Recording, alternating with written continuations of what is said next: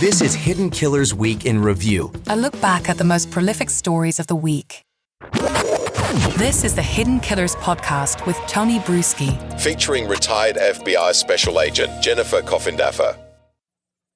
In the capital murder case of Brian Kohberger, a lawyer for Brian Kohberger is now asking the judge to make public their arguments that he should rethink his decision to deny their ask to toss out the charges, the actual proceedings where that was requested and denied. Why was it denied? What happened in that private closed door hearing that now the attorneys for Kohberger seem to so desperately want the public to be aware of?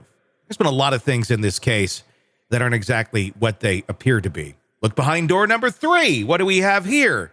Not exactly what you think in terms of exonerating evidence. Here to discuss, Jennifer Coffindaffer, retired FBI Special Agent. Is that exactly what we're witnessing here? Just a big old game show of, hey, there could be something behind this door that may be kind of exonerating or may put some question into your mind, but we can't really tell you what it is because we don't really have it. But just the mystery of it is what we want to talk about because we know the judge probably won't unseal this. What are your thoughts?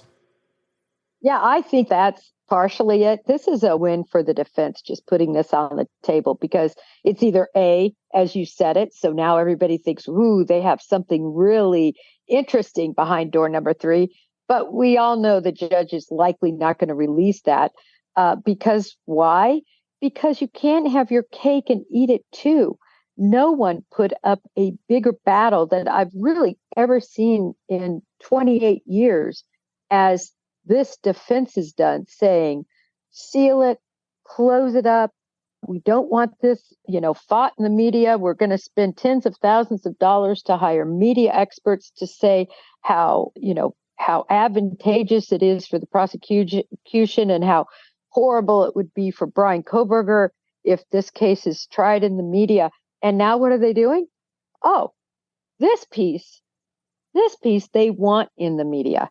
Mm-hmm. So it's very interesting how they, took this turn, if you will. And I think it is exactly that. I think it's a play, and I don't think the judge will approve it, because once you start opening and unsealing, then what's your reason for sealing any of it? Well, exactly. I mean, there is a gag order on this case right now. Obviously, there has been pieces that have leaked out from the prosecution over time. Some things not even just leaking, just coming out as they well should have. But at the same point, there's a narrative in the public that both sides are concerned with, because at the end of the day, yes, as impartial as we want juries to be, people are human. They're going to be influenced by things that they see and hear. Just being on a jury doesn't mean you have to have no knowledge of the case existing. But if you have some sort of an impression of the case existing one way or the other, that will inevitably probably influence a decision. And there really hasn't been a whole lot out there for, I guess, reasonable thinking people that exonerates Kohberger or really gives him any sort of advantage here in this case. Are we going to see more of this from the defense of Kohberger? Do you think they have anything that can actually be, leaked out to help the defense of Kohberger and the mind of the public? Well, I think the big thing they leaked was when they said, and this was nothing short of a leak, when they said in a filing that there was no DNA, remember, not blood, but no DNA found in his vehicle, in his apartment, or in his office. Mm-hmm. So that was the big reveal, right? Because for most of us that are, worked in law enforcement all these years, we were quite sure that there would be something in that vehicle, because he would have been a bloody mess. Mm-hmm. But it's clear now, what I believe happened, he took off all that garb.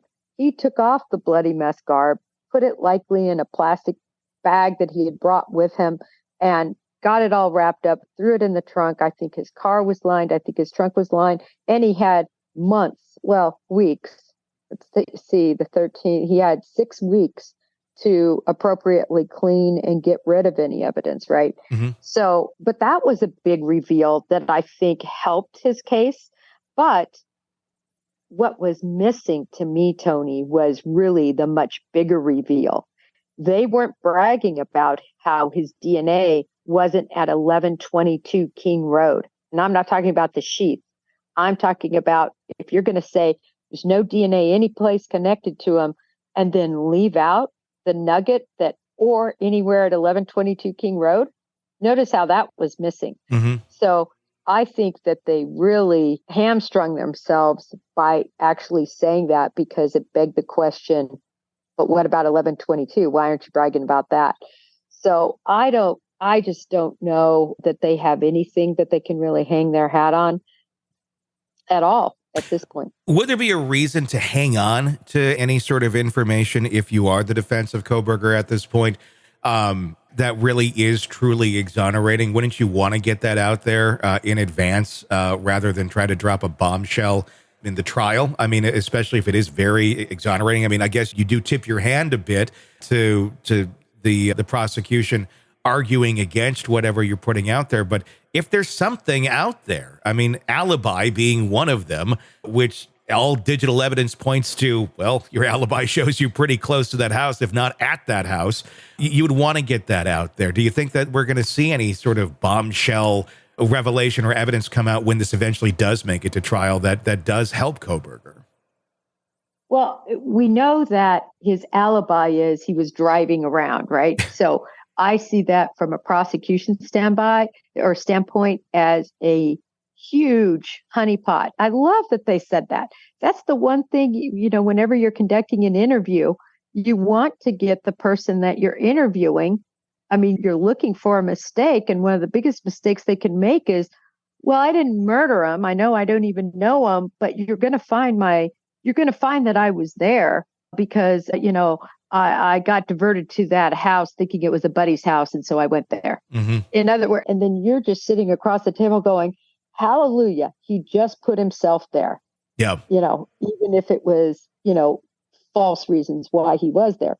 And that's what Kohberger has done. And the reason he did it, I believe, is because the digital information from his phone is just going to be too much to overcome. Yeah. So they had to just say, all right, he was riding around.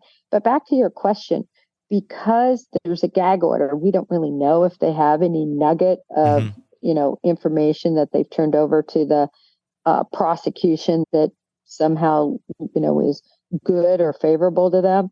But the one big thing they needed to do was come up with an alibi.